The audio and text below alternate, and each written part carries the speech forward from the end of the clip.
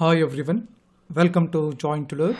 ಇವತ್ತಿನ ಒಂದು ಸೆಷನ್ನಲ್ಲಿ 2026ರ ಸಿವಿಲ್ ಪೊಲೀಸ್ ಕಾನ್ಸ್ಟೇಬಲ್ ಹುದ್ದೆಗಳ ಪರೀಕ್ಷಾ ತಯಾರಿಯ ಭಾಗವಾಗಿ ಕ್ಲಾಸ್ 2ನಲ್ಲಿ ಪ್ರಮುಖ ಪ್ರಶ್ನೆಗಳನ್ನು ಚರ್ಚೆ ಮಾಡ್ತಾ ಹೋಗೋಣ. ಕ್ಲಾಸನ್ನು ಸ್ಟಾರ್ಟ್ ಮಾಡೋಕ್ಕಿಂತ ಮುಂಚೆ ಒಂದು ಸ್ಮಾಲ್ ಮತ್ತು ಇಂಪಾರ್ಟೆಂಟ್ ಇನ್ಫಾರ್ಮೇಷನ್ ಇದೆ. ಈ ಸಿವಿಲ್ ಪೊಲೀಸ್ ಕಾನ್ಸ್ಟೇಬಲ್ ಹುದ್ದೆಗಳಿಗೆ ಸಂಬಂಧಪಟ್ಟಂತಹ ಕಂಪ್ಲೀಟ್ ಪ್ರಿಪ್ರೇಷನ್ಗಾಗಿ ಜಾಯಿನ್ ಟು ಲರ್ನ್ ಆ್ಯಪ್ನಲ್ಲಿ ಕಂಪ್ಲೀಟ್ ಕೋರ್ಸ್ ಇರುತ್ತೆ. ಈ ಒಂದು ಕೋರ್ಸ್ನಲ್ಲಿ ಕ್ಲಾಸಸ್, ನೋಟ್ಸ್ ಮತ್ತು ಪರೀಕ್ಷಾ ಸರಣಿ ಸಂಪೂರ್ಣವಾಗಿ ಲಭ್ಯವಿರುತ್ತೆ ಅಂತ ಹೇಳ್ತಾ ಪ್ರಥಮ ಪ್ರಶ್ನೆಯನ್ನು ನೋಡೋಣ. ಅಶೋಕನು ಕಳಿಂಗ ಯುದ್ಧ ಮಾಡಿದ ವರ್ಷ ಯಾವುದು ಅಂತ ಪ್ರಶ್ನೆಯನ್ನು ಕೇಳಿದ್ದಾರೆ. ಆಯ್ಕೆಗಳು ಕ್ರಿಸ್ತಪೂರ್ವ 261, ಸಾಲಿವಾಹನ ಶಕೆ 261, ಕ್ರಿಸ್ತಪೂರ್ವ 321, ಕ್ರಿಸ್ತಪೂರ್ವ 185. ಸರಿಯಾದಂತಹ ಉತ್ತರ ಆಯ್ಕೆ ಒಂದಾಗುತ್ತೆ. ಅಶೋಕ ಕಳಿಂಗ ಯುದ್ಧವನ್ನು ಕ್ರಿಸ್ತಪೂರ್ವ 261ರಲ್ಲಿ ಮಾಡ್ತಾನೆ. ನಮ್ಮ ಇತಿಹಾಸದಲ್ಲಿ ಕಳಿಂಗ ಯುದ್ಧ ಬಹಳ ಮಹತ್ವವನ್ನು ಪಡ್ಕೊಳ್ಳುತ್ತೆ. ಯಾರು ಅಶೋಕ? ಮೌರ್ಯ ವಂಶದ ಶ್ರೇಷ್ಠ ಚಕ್ರವರ್ತಿ ಆಗ್ತಾನೆ ಅಶೋಕ. ಅಶೋಕನಿಗೆ ಪಟ್ಟಾಭಿಷೇಕ ಆಗುತ್ತೆ. ಆ ಪಟ್ಟಾಭಿಷೇಕ ಆದ 8ನೇ ವರ್ಷದಲ್ಲಿ, ಪಟ್ಟಾಭಿಷೇಕ ಆಗಿ 8ನೇ ವರ್ಷದಲ್ಲಿ ಕ್ರಿಸ್ತಪೂರ್ವ 261ರಲ್ಲಿ ಕಳಿಂಗ ದೇಶದ ಮೇಲೆ ಯುದ್ಧವನ್ನು ಮಾಡ್ತಾನೆ. ಕಳಿಂಗ ದೇಶ ಅಂದರೆ ಪ್ರಸ್ತುತ ಒಡಿಶಾದ ಭಾಗ ಆಗುತ್ತೆ. ಆವಾಗ ಕಳಿಂಗ ಆಗಿತ್ತದು. ಇಲ್ಲಿ ಭೀಕರ ಯುದ್ಧ ಆಗುತ್ತೆ, ಲಕ್ಷಾಂತರ ಜನ ಸಾಯ್ತಾರೆ, ಅಪಾರ ರಕ್ತಪಾತ ಕೂಡ ಆಗುತ್ತೆ. ಇದೆಲ್ಲವನ್ನು ಅಶೋಕ ನೋಡ್ತಾನೆ. ಯುದ್ಧದಿಂದ ಆದಂತಹ ಪರಿಣಾಮಗಳನ್ನು, ಭೀಕರತೆಯನ್ನು ಅಶೋಕ ನೋಡ್ತಾನೆ. ಅದನ್ನು ನೋಡಿದ ಮೇಲೆ ಅಶೋಕ ಪರಿವರ್ತನೆ ಆಗ್ತಾನೆ. ಅಶೋಕನಿಗೆ ಟ್ರಾನ್ಸ್ಫಾರ್ಮೇಷನ್ ಆಗುತ್ತೆ. ಅತೀವ ದುಃಖಿತನಾಗ್ತಾನೆ. ಯುದ್ಧ ಮಾಡೋದೇ ಇಲ್ಲ ಅಂತ ಹೇಳಿ ಪ್ರತಿಜ್ಞೆಯನ್ನು ಮಾಡ್ತಾನೆ. ದಿಗ್ವಿಜಯದಿಂದ ಧರ್ಮ ವಿಜಯದತ್ತ ತನ್ನ ಮನಸ್ಸನ್ನು ವಾಲಿಸ್ತಾನೆ. ಯುದ್ಧದ ನಂತರ ಬೌದ್ಧ ಧರ್ಮವನ್ನು ಸ್ವೀಕಾರ ಮಾಡ್ತಾನೆ. ಶಾಂತಿ ಮತ್ತು ಅಹಿಂಸೆಯ ಸಂದೇಶವನ್ನು ಸಾರ್ತಾನೆ. ನಿಮ್ಮ ಎಕ್ಸಾಮ್ನಲ್ಲಿ ಕೇಳ್ತಾರೆ, ಕಳಿಂಗ ಯುದ್ಧದ ನಂತರ ಅಶೋಕ ಯಾವ ಧರ್ಮವನ್ನು ಸ್ವೀಕಾರ ಮಾಡ್ದ ಅಂತ ಕೇಳ್ತಾರೆ. ಬೌದ್ಧ ಧರ್ಮವನ್ನು ಸ್ವೀಕಾರ ಮಾಡ್ತಾನೆ. ಇನ್ನು ಇದರ ಪರಿಣಾಮಗಳಿಗಾಗಿ, ಇದರ ಪರಿಣಾಮದಿಂದ ಒಂದು ಧರ್ಮ ಘೋಷವಾಕ್ಯವನ್ನು ಅಶೋಕ ಮೊಳಗಿಸ್ತಾನೆ ಮತ್ತು ಧರ್ಮದ ಪ್ರಚಾರಕ್ಕಾಗಿ, ಬೌದ್ಧ ಧರ್ಮದ ಪ್ರಚಾರಕ್ಕಾಗಿ ತನ್ನ ಮಕ್ಕಳಾದ ಸಂಘಮಿತ್ರೆ ಮತ್ತು ಮಹೇಂದ್ರನನ್ನು ಶ್ರೀಲಂಕಾಗೆ ಕಳಿಸ್ತಾನೆ. ಕೇಳಿದ್ದಾರೆ ಪ್ರೀವಿಯಸ್ ಎಕ್ಸಾಮ್ನಲ್ಲಿ ಯಾವ ದೇಶಕ್ಕೆ ಕಳಿಸ್ತಾನೆ ಅಂತ ಕೇಳ್ತಾರೆ. ಶ್ರೀಲಂಕಾಗೆ ಕಳಿಸ್ತಾನೆ ಅಶೋಕ. ಇನ್ನು ಅಶೋಕನ 13ನೇ ಬಂಡೇಗಲ್ಲು ಶಾಸನ ಏನಿದೆ, ಮೇಜರ್ ರಾಕ್ ಎಡಿಕ್ಟ್ 13 ಏನಿದೆ, ಅದು ಈ ಕಳಿಂಗ ಯುದ್ಧದ ವಿವರಗಳನ್ನು ಸ್ಪಷ್ಟವಾಗಿ ಉಲ್ಲೇಖ ಮಾಡುತ್ತೆ. ಕೇಳ್ತಾರೆ ಎಕ್ಸಾಮ್ನಲ್ಲಿ, ಅಶೋಕನ ಒಂದು ಕಳಿಂಗ ಯುದ್ಧದ ಬಗ್ಗೆ ಯಾವುದು ಚಾರಿತ್ರಿಕ ಆಧಾರ, ಹಿಸ್ಟಾರಿಕಲ್ ಎವಿಡೆನ್ಸ್ ಯಾವುದು ಅಂತ ಕೇಳ್ತಾರೆ. ಅದು 13ನೇ ಬಂಡೇಗಲ್ಲು ಶಾಸನ ಆಗುತ್ತೆ. ಎಲ್ಲ ಪಾಯಿಂಟ್ಗಳು ತಮ್ಮ ಗಮನಕ್ಕೆ ಇರಬೇಕಾಗತ್ತೆ. ಮುಂದಿನ ಪ್ರಶ್ನೆ, ಪೂರ್ವಭಾವಿ ಇತಿಹಾಸ ಕಾಲ, ಪ್ರೋಟೋ ಹಿಸ್ಟಾರಿಕ್ ಪೀರಿಯಡ್ನ ವೈಶಿಷ್ಟ್ಯವೇನು ಅಂತ ಪ್ರಶ್ನೆ. ಆಯ್ಕೆಗಳು ಲಿಪಿ ಇರಲಿಲ್ಲ, ಲಿಪಿ ಇತ್ತು ಆದರೆ ಓದೋಕೆ ಆಗಲಿಲ್ಲ, ಸಾಹಿತ್ಯಾಧಾರಗಳು ಹೇರಳವಾಗಿವೆ, ಕೇವಲ ಪುರಾತತ್ವ ಸಾಕ್ಷ್ಯಗಳಿವೆ. ಸರಿಯಾದಂತಹ ಉತ್ತರ ಆಯ್ಕೆ 2 ಆಗುತ್ತೆ. ಪೂರ್ವಭಾವಿ ಇತಿಹಾಸ ಕಾಲ, ಪ್ರೋಟೋ ಹಿಸ್ಟಾರಿಕ್ ಪೀರಿಯಡ್ ಅಂತ ಹೇಳಿ ಕರಿತೀವಿ. ಈ ಪ್ರೋಟೋ ಹಿಸ್ಟಾರಿಕ್ ಪೀರಿಯಡ್ನಲ್ಲಿ ಲಿಪಿ ಇತ್ತು ಆದರೆ ಓದೋಕೆ ಆಗಲಿಲ್ಲ ಅನ್ನೋದು ಇದರ ವೈಶಿಷ್ಟ್ಯ ಆಗುತ್ತೆ. ಪೂರ್ವಭಾವಿ ಇತಿಹಾಸ ಕಾಲದ ವ್ಯಾಖ್ಯಾನ ಏನು ಅಂದರೆ, ಇಲ್ಲಿ ಲಿಪಿಯನ್ನು ಬಳಸ್ತಾ ಇದ್ರು, ಈ ಕಾಲದಲ್ಲಿ ಲಿಪಿಯನ್ನು ಬಳಸ್ತಾ ಇದ್ರು, ಬಟ್ ಅದನ್ನು ಓದೋಕೆ ಆಗಲಿಲ್ಲ ಅನ್ನೋದು ಗೊತ್ತಿರಬೇಕು. ಮತ್ತು ಈ ಪೂರ್ವಭಾವಿ ಇತಿಹಾಸ ಕಾಲದ ಲಿಪಿಯ ವೈಶಿಷ್ಟ್ಯ ಏನಿತ್ತು? ಚಿತ್ರಲಿಪಿ ಇತ್ತು, ಪಿಕ್ಟೋಗ್ರಾಫಿಕ್ ಸ್ಕ್ರಿಪ್ಟ್ ಅಂತ ಹೇಳಿ ಕರಿತೀವಿ, ಪಿಕ್ಟೋಗ್ರಾಫಿಕ್ ಸ್ಕ್ರಿಪ್ಟ್. ಮತ್ತು ಬೌಸ್ಟ್ರೋಪೆಡಾನ್ ಶೈಲಿಯಲ್ಲಿ ಲಿಪಿ ಇತ್ತು. ಏನು ಬೌಸ್ಟ್ರೋಪೆಡಾನ್ ಶೈಲಿ ಅಂತಂದರೆ, ಬಲದಿಂದ ಎಡಕ್ಕೆ ಮತ್ತು ಎಡದಿಂದ ಬಲಕ್ಕೆ ಬರೆಯುವುದನ್ನು ಬೌಸ್ಟ್ರೋಪೆಡಾನ್ ಶೈಲಿ ಅಂತ ಹೇಳಿ ಕರಿತೀವಿ. ಸೊ ಇವಾಗ ಸಿಂಧೂ ಬಯಲಿನ ನಾಗರಿಕತೆ ತಮಗೆಲ್ಲರಿಗೂ ಗೊತ್ತಿದೆ, ಹರಪ್ಪನ್ ಸಿವಿಲೈಸೇಷನ್. ಇದು ಭಾರತೀಯ ಒಂದು ಪೂರ್ವಭಾವಿ ಇತಿಹಾಸ ಕಾಲಕ್ಕೆ ಒಂದು ಉದಾಹರಣೆ ಆಗುತ್ತೆ, ಹರಪ್ಪನ್ ಸಿವಿಲೈಸೇಷನ್. ಮತ್ತು ಪೂರ್ವಭಾವಿ ಇತಿಹಾಸ ಕಾಲದಲ್ಲಿ ಕೆಲವೊಂದು ಆಧಾರಗಳು ಸಿಗುತ್ತೆ. ಆರ್ಕಿಯಾಲಜಿಕಲ್ ಎವಿಡೆನ್ಸ್ ಅಂತ ಹೇಳಿ ಕರಿತೀವಿ, ಪುರಾತತ್ವ ಆಧಾರಗಳು.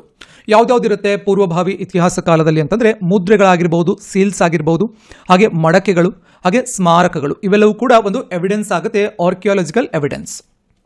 ಮುಂದಿನ ಪ್ರಶ್ನೆ, ಕರ್ನಾಟಕದಲ್ಲಿ ಹಳೆ ಶಿಲಾಯುಗದ ನೆಲೆಗಳು ಈ ಕೆಳಗಿನ ಎಲ್ಲಿ ಕಂಡು ಬಂದಿವೆ ಅಂತ ಪ್ರಶ್ನೆ. ಆಯ್ಕೆಗಳು ಹುಣಸ್ಗಿ ಮತ್ತು ಬೈಚಬಾಳ, ಬೈಚಬಾಳ ಮತ್ತು ಅಸ್ಕಿ, ಅಸ್ಕಿ ಮತ್ತು ಹುಣಸ್ಗಿ, ಮೇಲಿನ ಎಲ್ಲವೂ. ಸರಿಯಾದಂತಹ ಉತ್ತರ ಆಯ್ಕೆ ಬಂದಾಗುತ್ತೆ. ಹುಣಸ್ಗಿ ಮತ್ತು ಬೈಚಬಾಳ ಕರ್ನಾಟಕದಲ್ಲಿ ಹಳೆ ಶಿಲಾಯುಗದ ಪ್ರಮುಖ ನೆಲೆಗಳು ಆಗುತ್ತೆ. ಬೈಚಬಾಳ ಯಾವ ಜಿಲ್ಲೆಯಲ್ಲಿ ಬರುತ್ತೆ? ಯಾದಗಿರಿ ಜಿಲ್ಲೆಯಲ್ಲಿ ಬರುತ್ತೆ. ಪ್ರಸ್ತುತ ಯಾದಗಿರಿ ಜಿಲ್ಲೆಯಲ್ಲಿ ಬರುತ್ತೆ. ಇದು ಕರ್ನಾಟಕದ ಹಳೆ ಶಿಲಾಯುಗದ ಒಂದು ಸೈಟ್ ಆಗುತ್ತೆ, ಸ್ಥಳ ಆಗುತ್ತೆ. ಮತ್ತು ಈ ಹಳೆ ಶಿಲಾಯುಗದ ಈ ತರ ಸ್ಥಳಗಳನ್ನು ನೋಡೋದಾದ್ರೆ ಮುಖ್ಯವಾಗಿ ಬೆಳಗಾವಿ ಜಿಲ್ಲೆಯಲ್ಲಿ ಬರುವಂತಹ ಅನಗವಾಡಿ ಮತ್ತು ಘಟಪ್ರಭಾ ನದಿ ತೀರ ಪ್ರದೇಶ, ಇಲ್ಲಿಯೂ ಕೂಡ ಹಳೆ ಶಿಲಾಯುಗದ ಕುರುಹುಗಳು ನಮಗೆ ಕಂಡುಬರುತ್ತೆ. ಇನ್ನು ಹಳೆ ಶಿಲಾಯುಗದಲ್ಲಿ ಜೀವನ ಶೈಲಿ ಹೇಗಿತ್ತು? ಮುಖ್ಯವಾಗಿ ಮಾನವ ಏನ್ ಮಾಡ್ತಾ ಇದ್ದ? ಬೇಟೆಯನ್ನ ಆಡ್ತಾ ಇದ್ದ. ಆಹಾರದ ಸಂಗ್ರಹಣೆಗಾಗಿ ಬೇಟೆ ಆಡ್ತಾ ಇದ್ದ. ಈ ಒಂದು ಹಣ್ಣು ಹಂಪಲುಗಳನ್ನು ಸಂಗ್ರಹಣೆ ಮಾಡ್ತಾ ಇದ್ದ. ಅಂದ್ರೆ ಮಾನವ ಆಹಾರದ ಸಂಗ್ರಹಕನಾಗಿದ್ದ. ಇನ್ನು ಈ ಕಾಲದಲ್ಲಿ ಆಯುಧಗಳನ್ನು ಯಾವ ರೀತಿ ತಯಾರು ಮಾಡ್ತಾ ಇದ್ರು? ಸುಣ್ಣದ ಕಲ್ಲನ್ನ ಬಳಸಿ ಆಯುಧಗಳನ್ನು ತಯಾರು ಮಾಡ್ತಾ ಇದ್ರು. ಚಿತ್ರವನ್ನು ಗಮನಿಸಬೇಕಾಗತ್ತೆ. ಈ ರೀತಿಯಾಗಿ ಆಯುಧಗಳಲ್ಲಿ ಒಂದು ಎವಲ್ಯೂಷನ್ ಆಗುತ್ತೆ. ಇನ್ನು ಕಾರ್ಖಾನೆ ನೆಲೆಗಳು, ಈ ಒಂದು ಆಯುಧಗಳನ್ನು ತಯಾರು ಮಾಡ್ತಾ ಇದ್ರಲ್ವಾ, ಅಂತಹ ಒಂದು ಕೇಂದ್ರಗಳಿಗೆ ಕಾರ್ಖಾನೆಗಳು ಅಂತ ಹೇಳಿ ಕರಿತೀವಿ. ಮತ್ತು ಇನ್ನೊಂದು ಇಲ್ಲಿ ಬಹಳ ಇಂಪಾರ್ಟೆಂಟ್ ಆಗುತ್ತೆ, ರಾಬರ್ಟ್ ಬ್ರೂಸ್ಫುಟ್ ಮತ್ತು ಕೆ ಪೆದ್ದಯ್ಯ. ಎರಡು ಹೆಸರುಗಳು ಬಹಳ ಇಂಪಾರ್ಟೆಂಟ್ ಆಗುತ್ತೆ, ರಾಬರ್ಟ್ ಬ್ರೂಸ್ಫುಟ್ ಮತ್ತು ಕೆ ಪೆದ್ದಯ್ಯ. ಯಾಕಂದ್ರೆ ಕರ್ನಾಟಕದಲ್ಲಿ ಹಳೆ ಶಿಲಾಯುಗಕ್ಕೆ ಸಂಬಂಧಪಟ್ಟಂತಹ ಸ್ಥಳಗಳ ಬಗ್ಗೆ ಸಂಶೋಧನೆಯನ್ನ ಮಾಡ್ತಾರೆ. ಯಾರು? ರಾಬರ್ಟ್ ಬ್ರೂಸ್ಫುಟ್ ಮತ್ತು ಕೆ ಪೆದ್ದಯ್ಯ. ಮುಂದಿನ ಪ್ರಶ್ನೆ, ಕಬ್ಬಿಣದ ಬಳಕೆಯು ಉತ್ತರ ಭಾರತದಲ್ಲಿ ರಾಜಕೀಯ ವ್ಯವಸ್ಥೆಯ ಮೇಲೆ ಬೀರಿದ ಪ್ರಮುಖ ಪರಿಣಾಮ ಏನು ಅಂತ ಪ್ರಶ್ನೆ. ಆಯ್ಕೆಗಳು: ವ್ಯಾಪಾರ ಕುಸಿತ, ಸಾಮ್ರಾಜ್ಯಗಳ ಉದಯ, ಜನರು ಗುಹೆಗಳಿಗೆ ಮರಳಿದರು, ಕೃಷಿ ನಿಂತು ಹೋಯಿತು. ಸರಿಯಾದಂತಹ ಉತ್ತರ ಆಯ್ಕೆ 2 ಆಗುತ್ತೆ. ಈ ಮುಖ್ಯವಾಗಿ ಉತ್ತರ ಭಾರತದ ರಾಜಕೀಯ ವ್ಯವಸ್ಥೆಯ ಮೇಲೆ ಕಬ್ಬಿಣದ ಬಳಕೆ ಏನು ಪರಿಣಾಮವನ್ನು ಬೀರಿತು ಅಂದರೆ ಸಾಮ್ರಾಜ್ಯಗಳ ಉದಯಕ್ಕೆ ಕಾರಣ ಆಯಿತು. ಕಬ್ಬಿಣದ ಆವಿಷ್ಕಾರ ರಾಜಕೀಯ ಕ್ರಾಂತಿಯನ್ನು ಉಂಟು ಮಾಡುತ್ತೆ. ಯಾಕಂದರೆ ಭಾರತದ ಇತಿಹಾಸವನ್ನು ನಾವು ಗಮನಿಸಿದಾಗ ಕಬ್ಬಿಣದ ಆವಿಷ್ಕಾರ ಕೇವಲ ತಾಂತ್ರಿಕ ಬದಲಾವಣೆ ಅಷ್ಟೇ ಅಲ್ಲ. ಅಂದರೆ ಕಬ್ಬಿಣವನ್ನು ಕೇವಲ ತಾಂತ್ರಿಕವಾಗಿ ನಾವು ಬಳಕೆ ಮಾಡಿದ್ರೆ ಸೀಮಿತ ಆಗಲಿಲ್ಲ, ಒಂದು ದೊಡ್ಡದಾದಂತಹ ರಾಜಕೀಯ ಕ್ರಾಂತಿಗೆ ಕೂಡ ಕಾರಣ ಆಗುತ್ತೆ. ಸರಿಸುಮಾರು ಕಾಲಾವಧಿ ಕ್ರಿಸ್ತಪೂರ್ವ 1000 ನಂತರ ಗಂಗಾ ನದಿ ಬಯಲಿನಲ್ಲಿ ಕಬ್ಬಿಣದ ಕೊಡಲಿಗಳ ಸಹಾಯದಿಂದ ದಟ್ಟವಾದ ಕಾಡುಗಳನ್ನು ಕಡಿತಾರೆ. ಯಾಕೆ ಕಡಿತಾರೆ ಅಂದರೆ ಕೃಷಿ ಭೂಮಿಯನ್ನಾಗಿ ಪರಿವರ್ತನೆ ಮಾಡ್ತಾರೆ. ಕಬ್ಬಿಣದ ನೇಗಿಲುಗಳ ಬಳಕೆಯಿಂದ ಕೃಷಿಯಲ್ಲಿ ಇಳುವರಿ ಕೂಡ ಗಣನೀಯವಾಗಿ ಹೆಚ್ಚಾಗುತ್ತೆ. ಇದರಿಂದ ಜನರಲ್ಲಿ ಆಹಾರದ ಧಾನ್ಯಗಳ ಸಂಗ್ರಹಣೆ ಕೂಡ ಹೆಚ್ಚಾಗುತ್ತೆ. ಯಾವಾಗ ಆಹಾರದ ಧಾನ್ಯಗಳ ಸಂಗ್ರಹಣೆ ಮಾಡೋಕ್ಕೆ ಆರಂಭ ಮಾಡಿದ್ರು, ತದನಂತರದಲ್ಲಿ ಸಂಪತ್ತಿನ ಹೆಚ್ಚಳ ಕೂಡ ಆಗುತ್ತೆ. ಮತ್ತು ಆ ಸಂಪತ್ತನ್ನು ರಕ್ಷಣೆ ಮಾಡೋಕ್ಕೆ ಒಂದು ವ್ಯವಸ್ಥಿತವಾದಂತಹ ಆಡಳಿತ ಪದ್ಧತಿಯ ಅಗತ್ಯತೆ ಉಂಟಾಗುತ್ತೆ. ಇದರಿಂದ ಸಣ್ಣ ಪಂಗಡಗಳು ಹುಟ್ಟುಕೊಳ್ಳುತ್ತೆ, ಜನಪದಾಸ್ ಅಂತ ಹೇಳಿ ಕರಿತೀವಿ. ಈ ಮುಂದೆ ಸಣ್ಣ ಜನಪದಗಳೇನಾಗುತ್ತೆ, ದೊಡ್ಡ ಜನಪದಗಳಾಗಿ ಮಹಾಜನಪದಗಳಾಗಿ ಕನ್ವರ್ಟ್ ಆಗುತ್ತೆ, ಬದಲಾವಣೆ ಆಗುತ್ತೆ. ಸೊ ಈ ರೀತಿಯಾಗಿ ಕಬ್ಬಿಣದ ಒಂದು ತಾಂತ್ರಿಕತೆ, ಕಬ್ಬಿಣದ ಆವಿಷ್ಕಾರ ಒಂದು ಮಹಾಜನಪದಗಳ ಉದಯಕ್ಕೆ ಕಾರಣ ಆಯಿತು ಅನ್ನೋದು ಗೊತ್ತಿರಬೇಕು. ಇನ್ನು ಅತ್ಯಂತ ಪ್ರಬಲವಾದ ಕಬ್ಬಿಣದ ಅದಿರಿನ ಗಣಿಗಳನ್ನು ಹೊಂದಿದ್ದಂತಹ ಮಗಧ ಏನಿದೆ, ಅದು ಶಕ್ತಿಶಾಲಿಯಾದಂತಹ ಒಂದು ಮಹಾಜನಪದ ಆಗುತ್ತೆ. ನಂದ, ಮೌರ್ಯರಂತಹ ಒಂದು ಘಟಾನುಘಟಿಗಳನ್ನು ಸೋಲಿಸ್ತಾರೆ. ಇನ್ನು ಕಬ್ಬಿಣದ ಯುಗವನ್ನು ನಾವು ಗಮನಿಸಿದಾಗ ಉತ್ತರ ಭಾರತದಲ್ಲಿ ಸುಮಾರು ಕ್ರಿಸ್ತಪೂರ್ವ 1000ದಿಂದ ಆರಂಭ ಆಗುತ್ತೆ. ಬುಡಕಟ್ಟು ವ್ಯವಸ್ಥೆ ಅಂತ್ಯಗೊಂಡು ಟೆರಿಟೋರಿಯಲ್ ಸ್ಟೇಟ್ಸ್, ಪ್ರಾದೇಶಿಕ ರಾಜ್ಯಗಳು ಉದಯ ಆಗುತ್ತೆ. ಕಬ್ಬಿಣದ ಬಾಣದ ತುದಿಗಳು ಮತ್ತು ಬರ್ಜ್ಗಳು ಯುದ್ಧ ತಂತ್ರದಲ್ಲಿ ಕ್ರಾಂತಿಯನ್ನು ಉಂಟು ಮಾಡುತ್ತೆ. ಕೃಷಿ ಹೆಚ್ಚುವರಿ ಆದಾಗ ವ್ಯಾಪಾರ ಮತ್ತು ವಾಣಿಜ್ಯಕ್ಕೆ ದಾರಿ ಮಾಡಿಕೊಡುತ್ತೆ ಮತ್ತು 2ನೇ ನಗರೀಕರಣಕ್ಕೂ ಕೂಡ ಕಾರಣ ಆಗುತ್ತೆ. ಮುಂದಿನ ಪ್ರಶ್ನೆ, ಭೀಮ್ಬೆಟ್ಕಾದ ವಿಶೇಷತೆ ಏನು ಅಂತ ಪ್ರಶ್ನೆ. ಆಯ್ಕೆಗಳು: ಕಬ್ಬಿಣದ ಕಾರ್ಖಾನೆ, ಹಳೆ ಶಿಲಾಯುಗದ ನೆಲೆ, ಮಧ್ಯ ಶಿಲಾಯುಗದ ಗುಹಾ ಚಿತ್ರಗಳು, ಅಶೋಕನ ಶಾಸನಗಳು. ಸರಿಯಾದಂತಹ ಉತ್ತರ ಆಯ್ಕೆ 3 ಆಗುತ್ತೆ. ಭೀಮ್ಬೆಟ್ಕಾ ಪ್ರೀವಿಯಸ್ ಎಕ್ಸಾಮಲ್ಲಿ ಕೇಳಿದ್ದಾರೆ.